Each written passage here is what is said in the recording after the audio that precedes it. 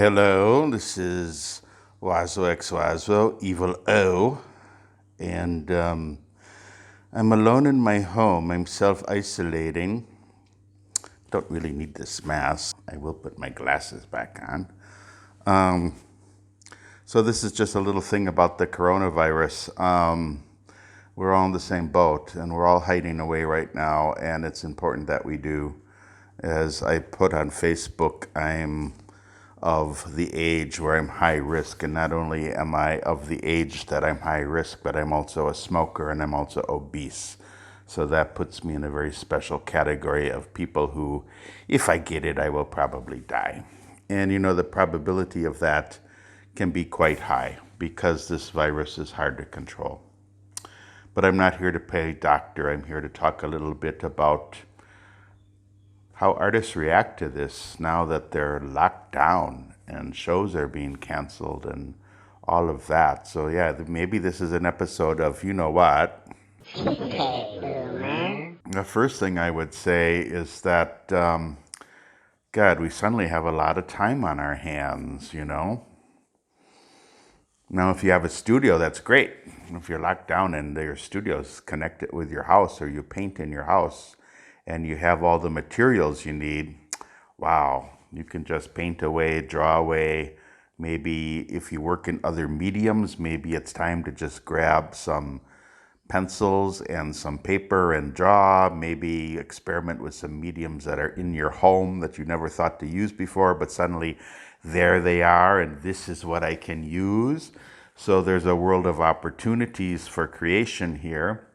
And besides that, if you're someone like me who reads a bit, spends a lot of time on the computer reading actually, these days more so than books,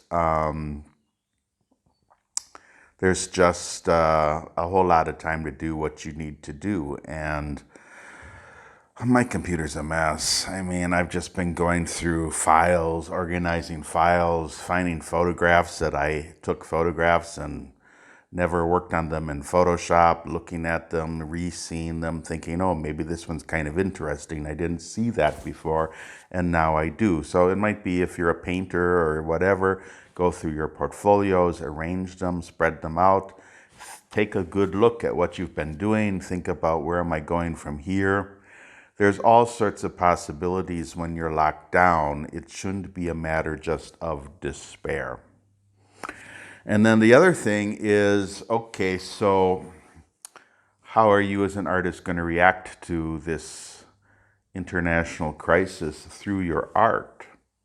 And I know a lot of people are thinking that already, and they're wondering how they're going to do that.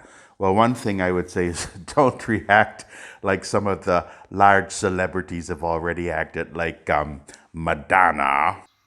COVID-19, it doesn't care about how rich you are, how famous you are, how funny you are, how smart you are, where you live, how old you are, what amazing stories you can tell. It's the great equalizer.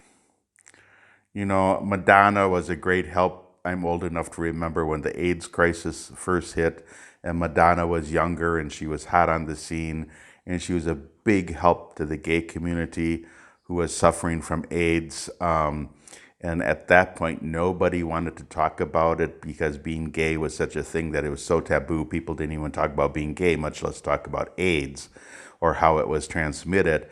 And Madonna showed a lot of courage in those years, speaking up, coming out and talking. She was one of the first ones to talk about the AIDS epidemic.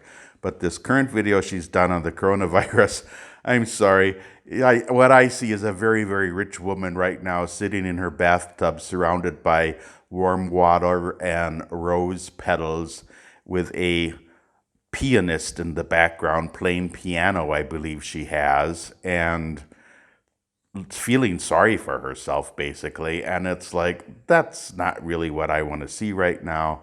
Wrong response at the wrong time. So whatever you do, think about it. Then there's another video going around, which is You've probably seen it, the celebrities singing Imagine, John Lennon's song, and personally, and you're going to say, "Okay, boomer." I don't care if you say that. I think it's the wrong song at the wrong time.